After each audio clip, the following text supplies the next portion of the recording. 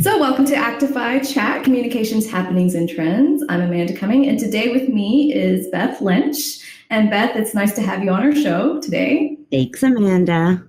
So, Beth has written for both Progressive Army and Actify as a book available. It's Terminal Malfunction: The Fall of MSNBC from Iraq to Syria, and it's available through Actify Press and actually at Amazon as well.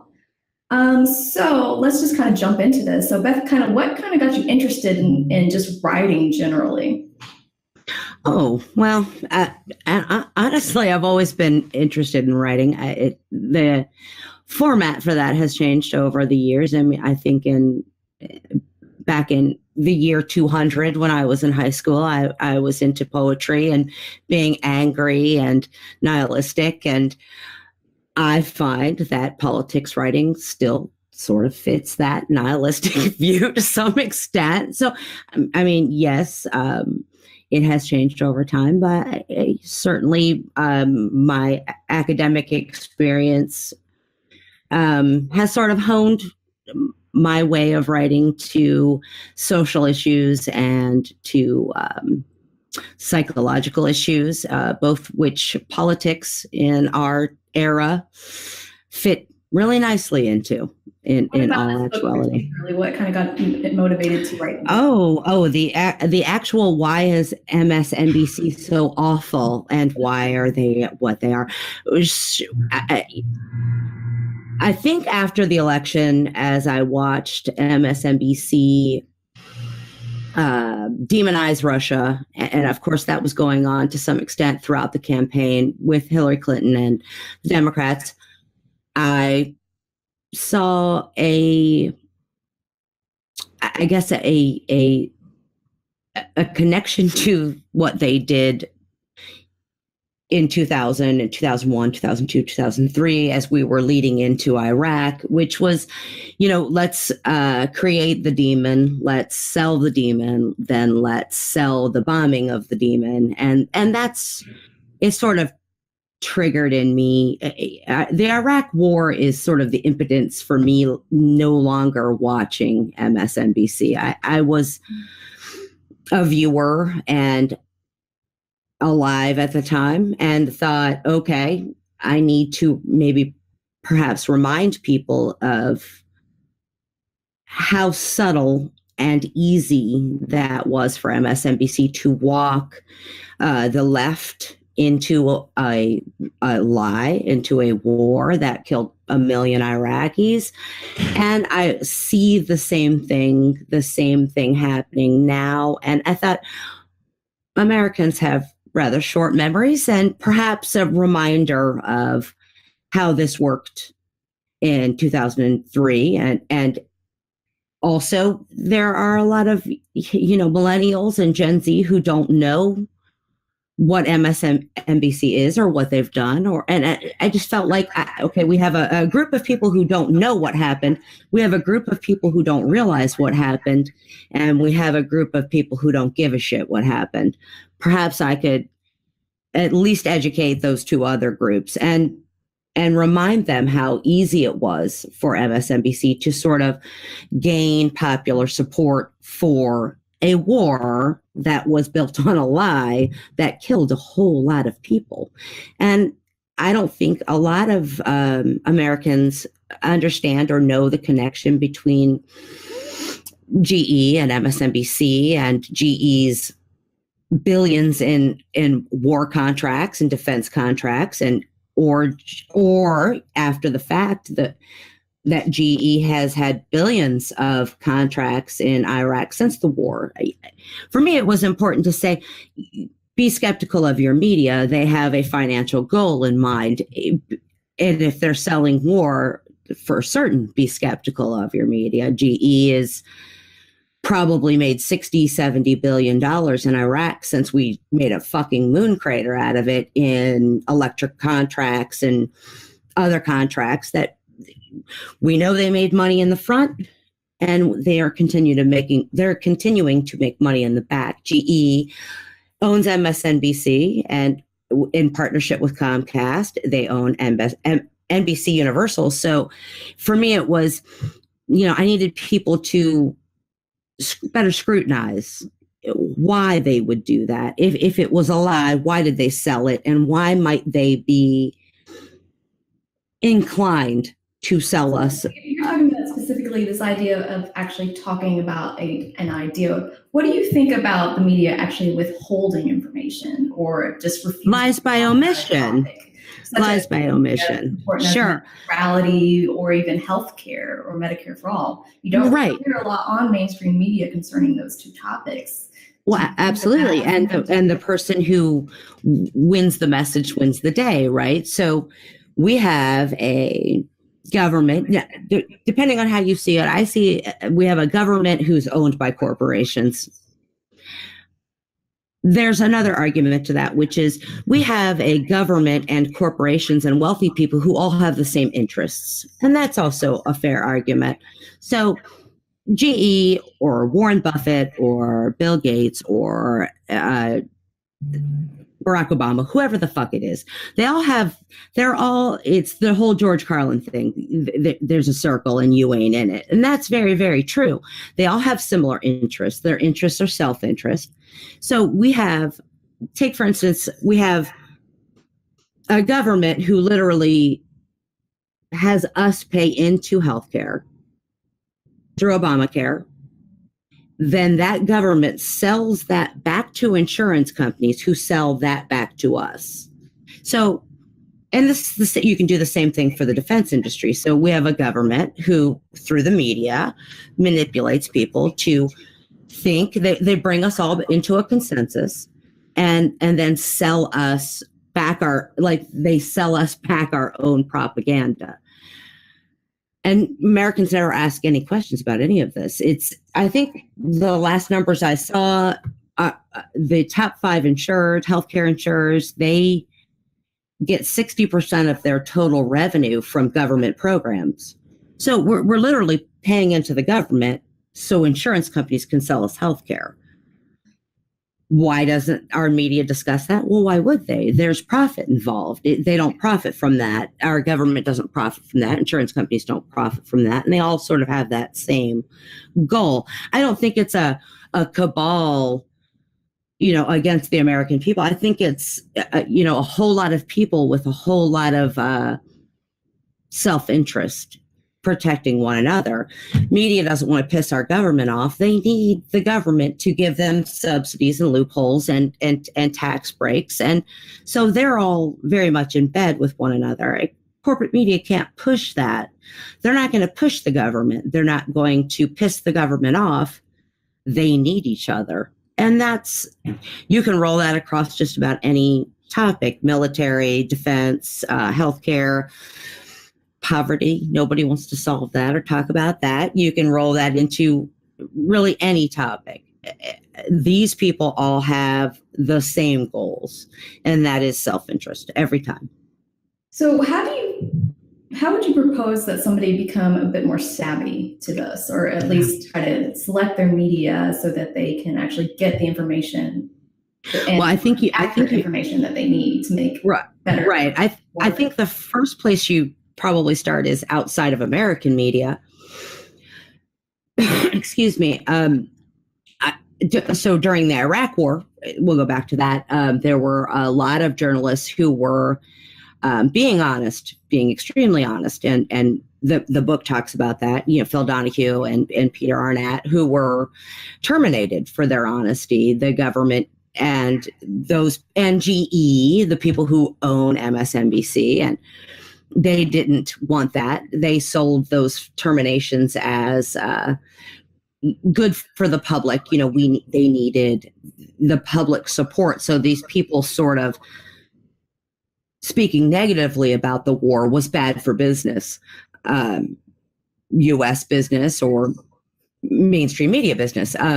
So those people had to go sell their journalism in other countries. They had to reach out somewhere else. And this is still true by and large. I mean, if you look at, I don't know, I try to avoid any kind of mainstream media altogether. But so if you go look at The Guardian may be somewhat less biased where U.S. military intervention is concerned. Or if you go outside of, and The Intercept is pretty good at this stuff. So we do have it. It's independent journalism. We have Lee Camp. We have The Intercept. We have Jimmy Dore. We do have people who are being honest, who are drowned out, obviously. But it's being savvy is difficult. It's challenging, and that starts with the media is going to push that the U.S. media is powerful, and it's going to push that larger message to the largest audience. So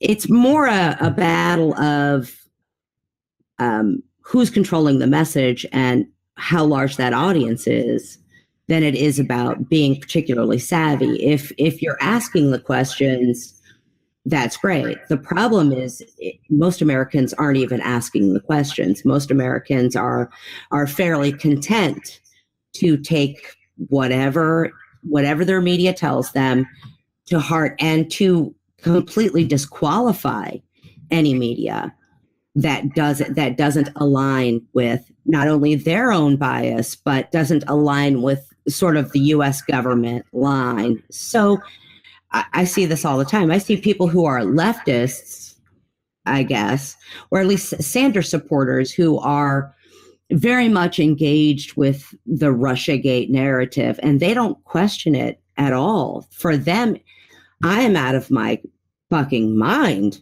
to question the Russiagate narrative, even though I've looked at the research, I've looked directly at the data and the evidence, as have other people, and said, honestly, there's nothing here. We're building mountains out of molehills. But for them, I'm incapable of analyzing data. I'm wrong. And the only reason I'm wrong is because MSNBC fucking told them that I'm wrong.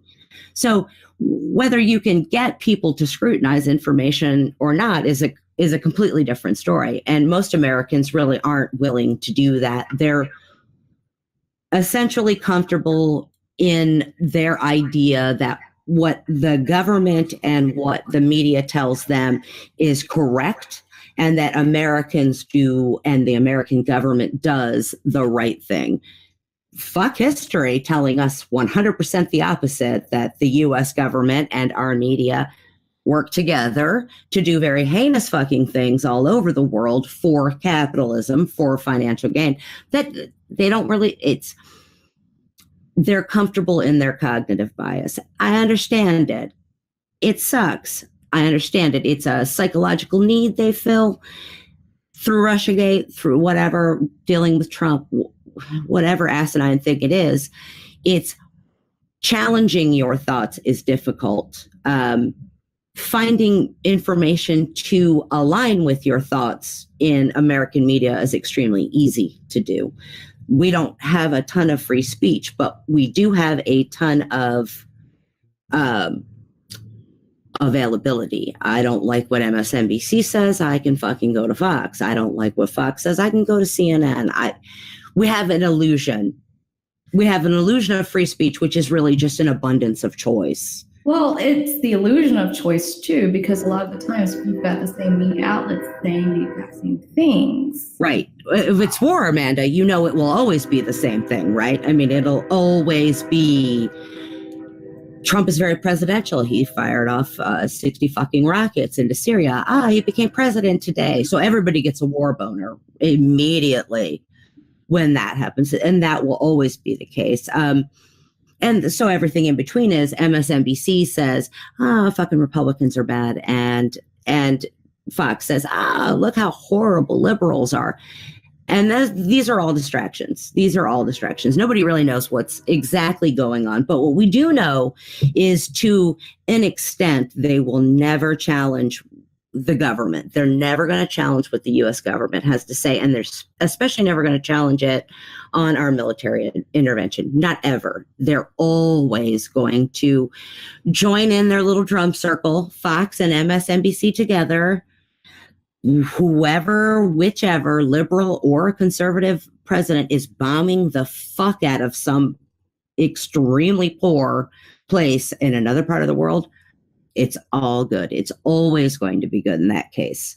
So what do you think about this idea? Because Trump ran on, I am not going to do any more wars. Why are we in all these wars? It makes no sense. We're wasting money. We're wasting lives.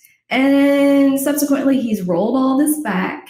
And now it seems like his hardest supporters, or his most adamant supporters, agree with him now. To be in all these interventions and wars.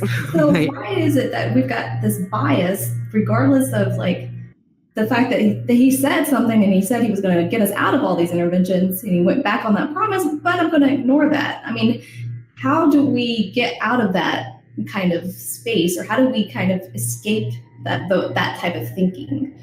Well, I mean, we saw the same thing with Obama. So Obama ran on universal health care, less intervention.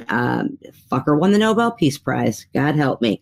So yeah, and he lied every step of the way. What we learned, which is extremely interesting, if you look at it the way I do, and this is going to piss a lot of people off, but in all actuality, Hillary Clinton was honest when she ran, which is why she lost.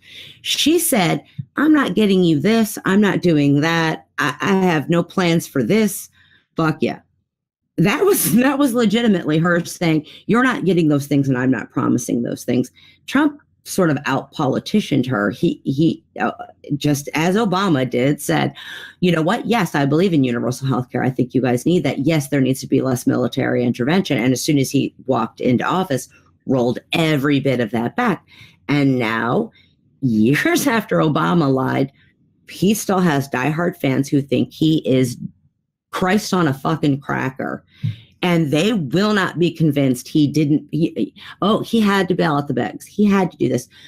This is very human nature. I mean, people don't want to back a loser and they don't want to back a liar. So they'll make all the excuses ever. We see it time and again. Well, he couldn't get single payer passed because look at the GOP. They were obstructionists the entire time. Well, no, that's actually not what happened.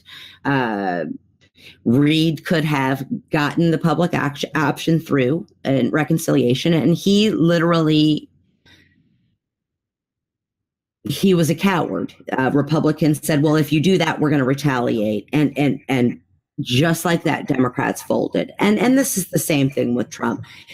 The question that people don't ask and what bothers me is, why is it that the GOP is so extremely good at getting all of their heinous fucking policy through?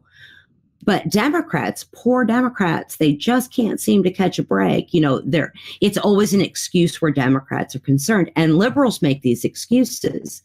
Trump is awful. Republicans are awful. Look at these terrible things they're doing. Okay. And all of those things required Democratic votes, and they voted every time for his agenda. They couldn't get it passed without him. They got a massive war budget, overwhelmingly, like 89% approved by Democrats. They abandoned Dreamers. Oh, well, we had to. Why? Why did you have to? You didn't have to.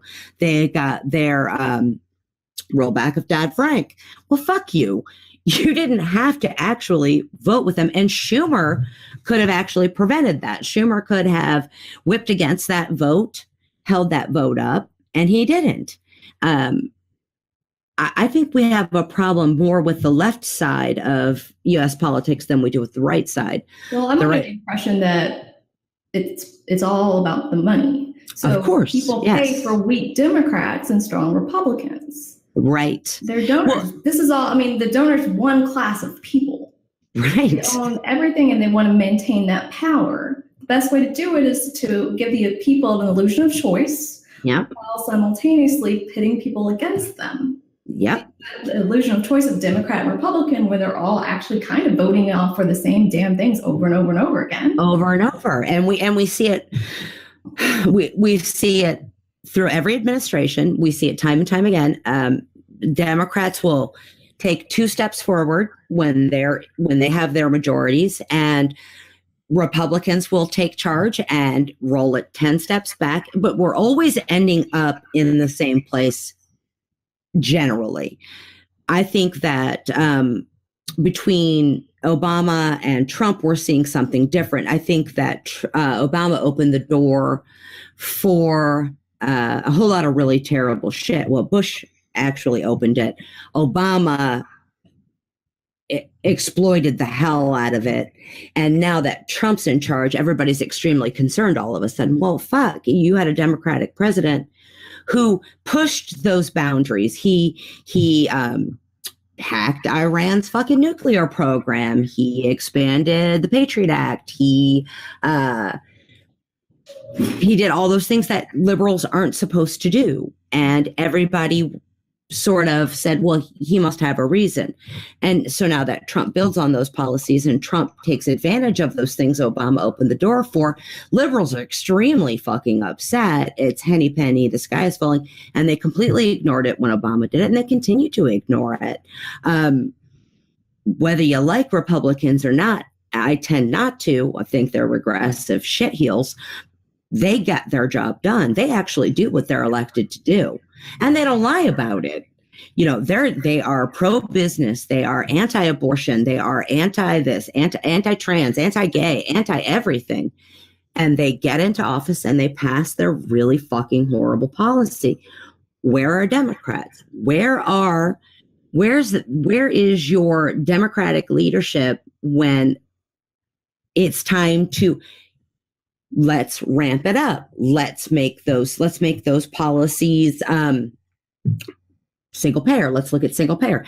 Democrats under their supermajority could have said, fuck you to every Republican and pushed single payer through.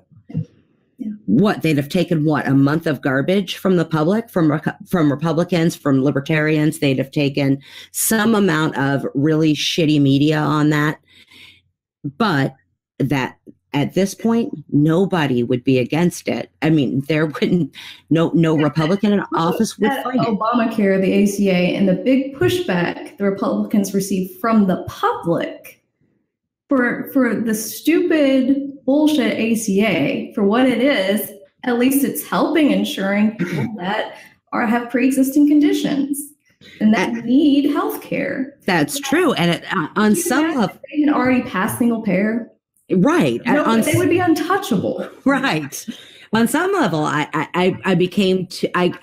guess I got to a place where I understood what some of and not from their direction, but I understood what libertarians and conservatives were bitching about.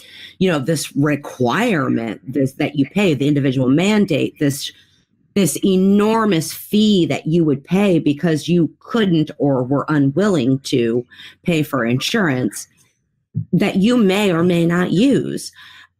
It took me a long time to get there, but I get it.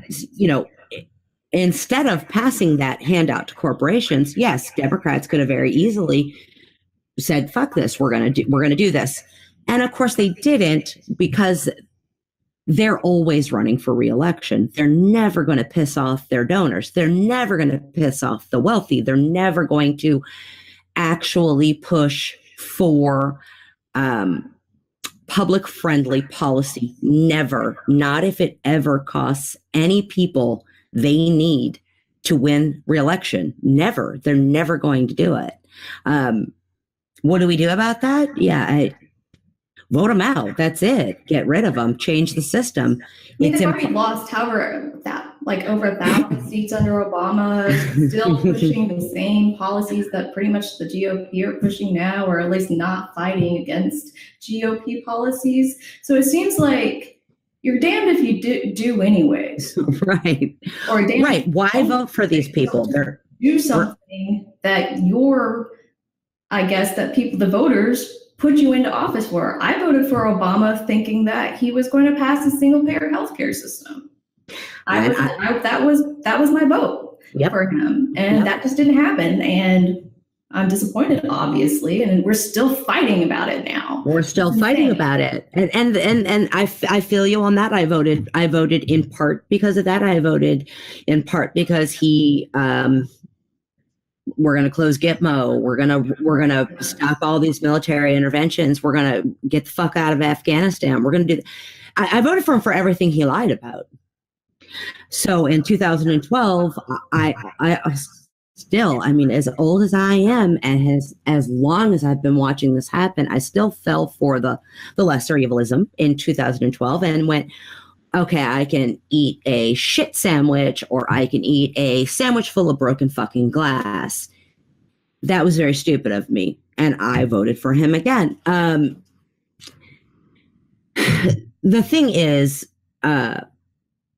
we're silly and Democrats aren't on our side and Democrats aren't going to vote for those things. And until we can change campaign finance, that's never going to change. They're never going to vote for public friendly policy. And they're honestly barely going to give it lip service, to be frank. Yes, in 2008 and 2009, Democrats could have pushed single payer through. That would have been brilliant. The problem is that would have also been detrimental to them. Democrats don't care if they lose. They can always get voted out and go start their lucrative lobby fucking careers. They do not give a shit. They're not going to vote for things that, and it's all self-preservation. They're cowards, and the problem for Democrats is everything their base wants is anti-corporate, anti-money, anti-influence. And Democrats have to play sort of a game of they're like the shadiest people on the block. Republicans just are themselves, and they get away with that because they're actually voting for and holding fast to the sort of ideology that their base is quite fond of. Democrats are playing a really shitty game where everything they do looks like a betrayal of trust. So they betray their voters time and time again. They lie. Republicans aren't even forced to lie. Democrats have to lie to get elected and then fail their voters. So it becomes this thing where the left is a patsy over and over and over again. What do you do in a duopoly, especially one in this country, which is literally set up to prevent a third party and to prevent a third party from taking hold of even a few seats in office? I don't know. That's always been, we've been trying to establish a Labor Party or a Socialist Party, a competitive party. The Green Party's never been competitive. I know people push for it year after year after year. That would be great. They've never been competitive. And we have those same problems today. This has been going on since the 1920s, and we're still a two-party system. And they've only established laws to make that more difficult to break. My thinking is you infiltrate the party, but that's risky. What do you do?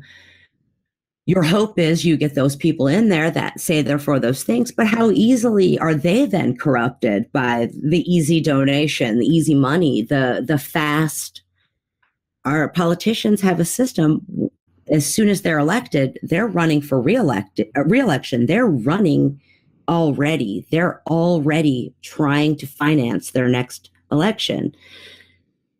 I almost understand why they might go for that quick, fast loot.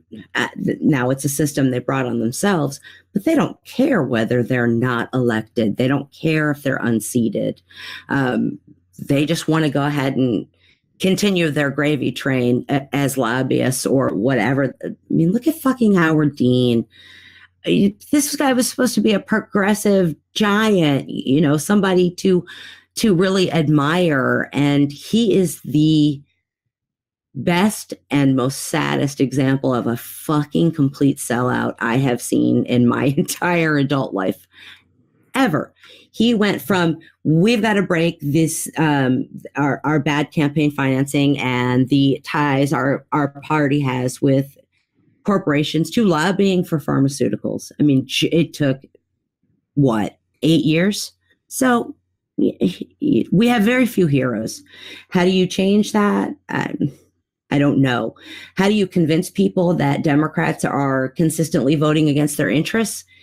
Even more difficult. We've got a media that is dead set against opening eyes to that. And now we have an army of social media and companies, bots, and socks dedicated to doing the very same thing. Yeah, that was where I was about to head to next, kind of the role that media played in kind of dumbing down the American people. And then we're going to get on to kind of how social media is actually helping in that dumbing down of America as well. So first off, how do you think that the mainstream media is actually helping in dumbing down America? Well, by never ever challenging them, by never ever telling them the truth, by never ever challenging the government line, by never ever challenging the political line. So we've got a very bipartisan media. At least if you look at cable media, I don't watch a lot of national news. I watch zero cable news, mostly because it's impossible to get an honest take from them. But like I said, you have a whole lot of people who are really happy to live in that place where things are primarily decent in America, and America's a primarily decent place. And for the most part, we're good. And there isn't poverty and homelessness. And that doesn't help. It doesn't challenge Americans to think or to question their government, which is a huge, huge issue. That's the premise of free speech, is it not? To challenge authority. It's the job of a journalist to question those in power, to question their motives, to challenge them, to put them, put their feet to the fire in the public arena. And we just don't, that doesn't exist anymore. There's too much of a relationship between our government and media for that to ever actually be a thing.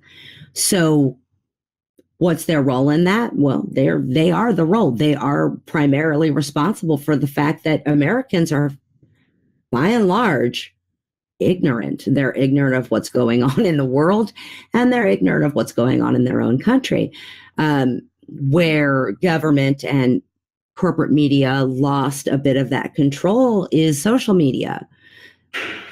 That's okay. They found a way to go ahead and take control of that too. And we can track that all the way back to, I think the earliest I saw where a corporation was working in tandem with a government to, and this by their own brochure, their task was, their mission statement, their goals were psychological warfare, and public influence. And that's Cambridge Analytica. That's their company, Strategic Communications Laboratories, as the parent company of Cambridge Analytica. I mean, this was all the way back in 2005. And they literally came out selling themselves to governments as a company who was capable of creating sort of mass diversions for the public. So if a government needed this company to lie and convince a majority of the public that this was happening, when in reality this was happening, that was their job. That was where they came in. And we saw that. We've seen that throughout. We saw it throughout the campaigns. We saw it throughout 2015 and 2016. And we just broke news on that today, and it's not news today.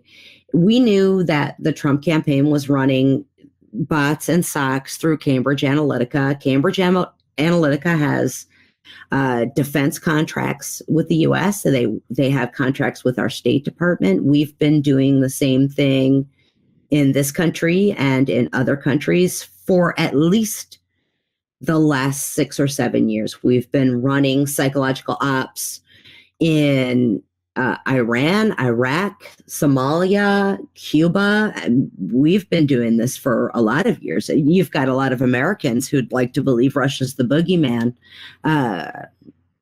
All Russia ever did was take a lesson from what the U.S. is doing in other countries. So yes, the media dumbed us down, and where people found new information, our government and corporations have decided, well, we need to rein that in as well. And that's social media. They're doing this in Mexico to drown out political activists. Their state-run social media accounts are drowning out political activism in Mexico, in China.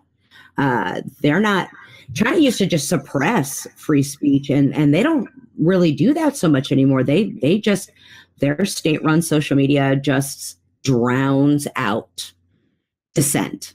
And that's what's going on here. I mean, of course, Americans don't want to believe that, but that is exactly what the fuck is going on here. We see it every day. The idea that because Americans are turning to alternative sources to get their news, like social media, that they maybe have caught on to the mainstream media and not actually telling them the truth.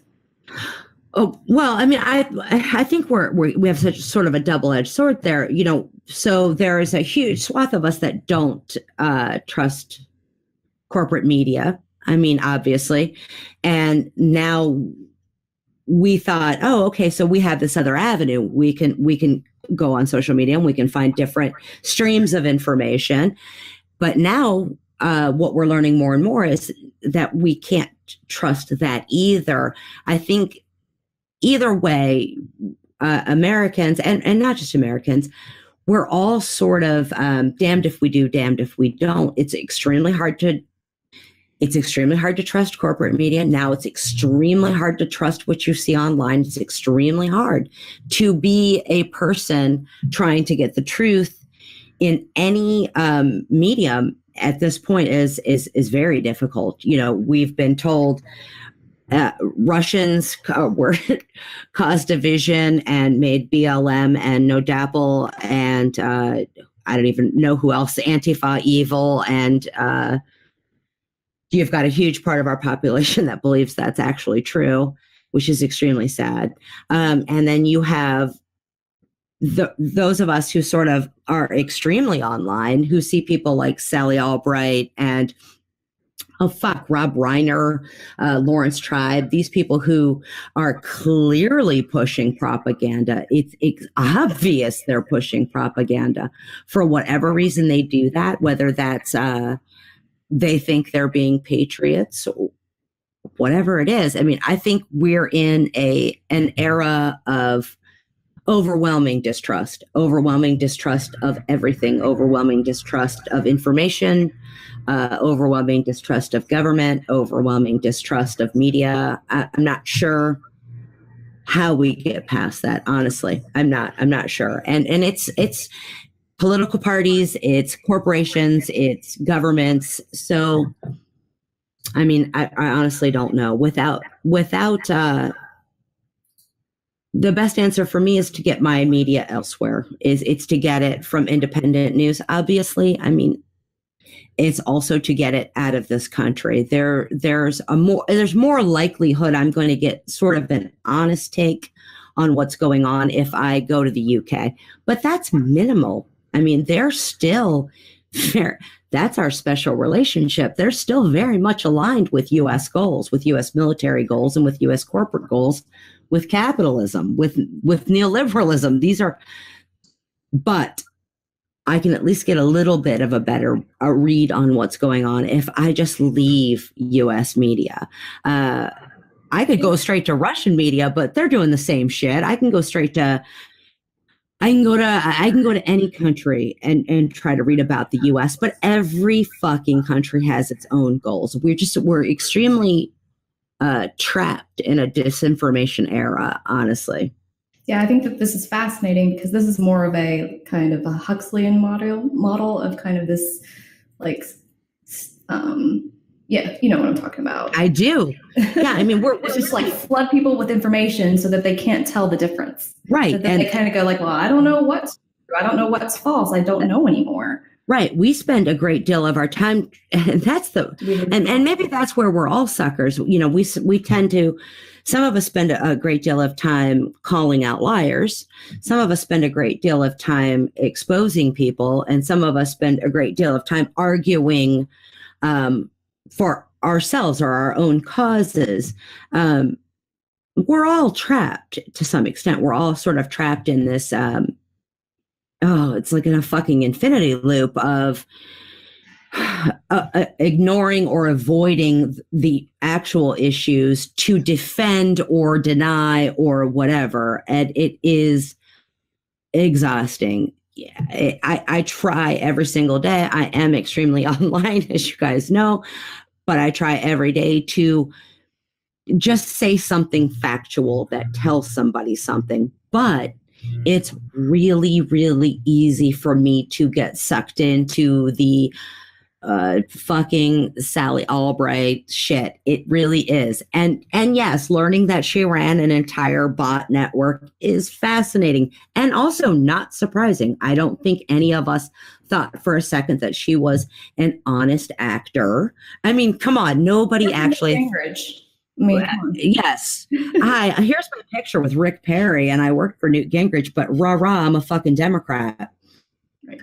If nothing else, Sally Albright is probably a really good and an honest sort of example of what U.S. politics are for those of us who aren't in politics. We don't work in politics. We're not sort of the political parasite just getting our money off of the shitty politics system we have. But she is a really good example of what it actually is, which is really not, there is no ideology.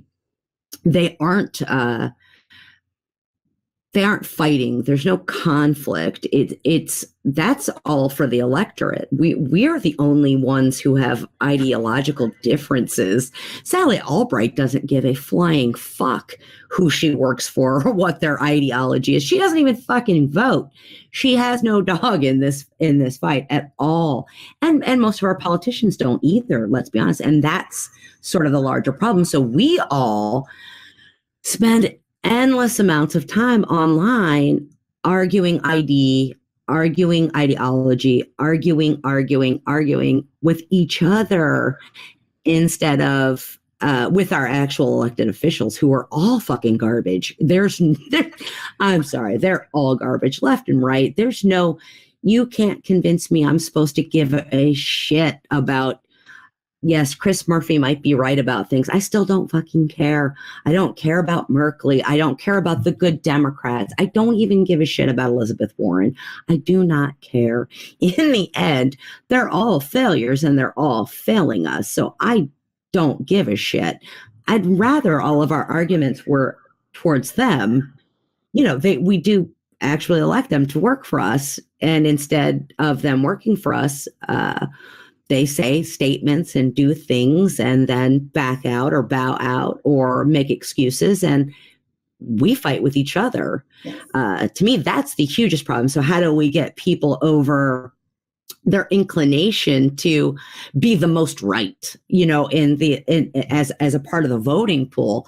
Like, I don't give a shit what Sally Albright thinks. She's fun to make fun of. That's it. Candace Easton, she's fun to dunk on. That's all. But I mean, there's no reason to have an argument with Candace or Sally because they don't care. They're literally distracting us from screaming at elected officials. Right. And I think that's their job. I don't think they're there to persuade. I don't think bots are there to persuade. I think that they're there to drown out and distract. So what do we need? We need healthcare. We need better wages. We need no poverty in the richest country on the planet. And if you have a lot of time and you want to argue with state-run bots or Cambridge Analytica bots working for the State Department, fun, go ahead. I'm going to laugh and love it, and I'm going to retweet the shit out of it because it's great. But to some extent, I mean, it's really keeping us from getting in the faces of power. Interesting concept, because I live in a very red state, and I talk to people that identify themselves as conservative, just people. And then when we actually have a real conversation, meaningful conversation of what we want, we both want healthcare. We both want everybody to have healthcare. We both don't want people to be homeless. We both want, and then And then at the end of the conversation, I'm going, okay, so what exactly are we arguing about? Nothing. I mean, exactly. we as I don't even know. Like, my father is a lifelong Republican. My father, I mean, with the exception of, I think he voted for Clinton.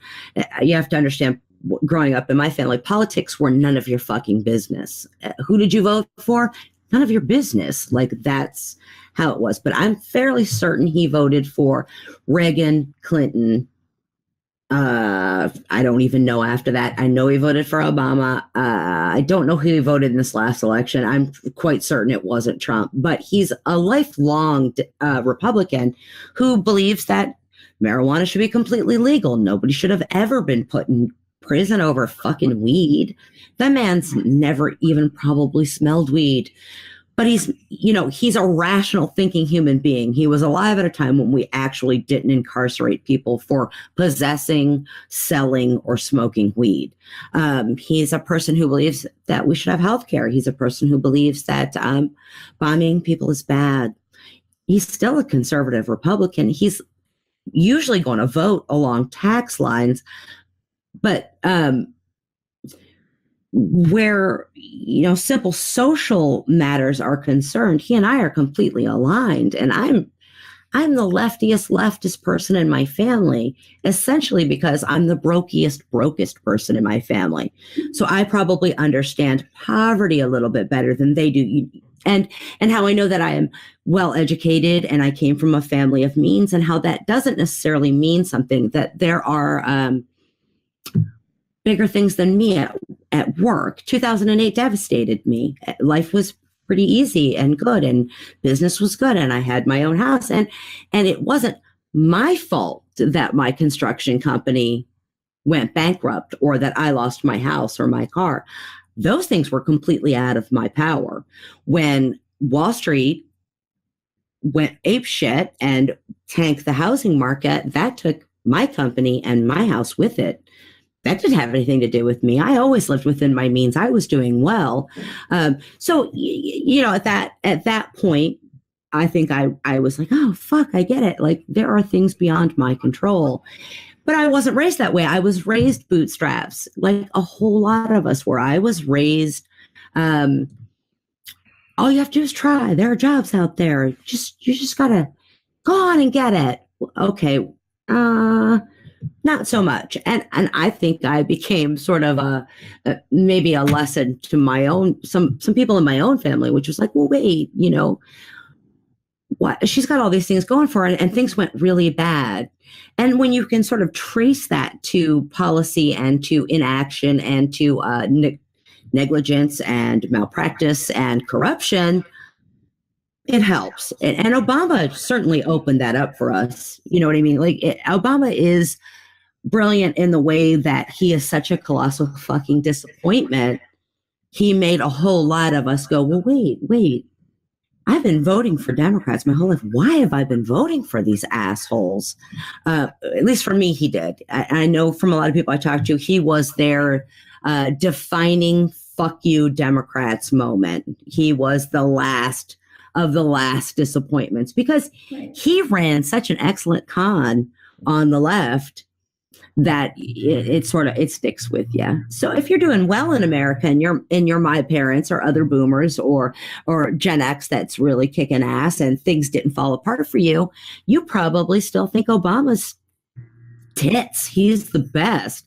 But I think when you sort of deal with, I think that's what we're missing. We're missing the message that brings people back to real people. There's none of that in the media, and there's very little of it in social media.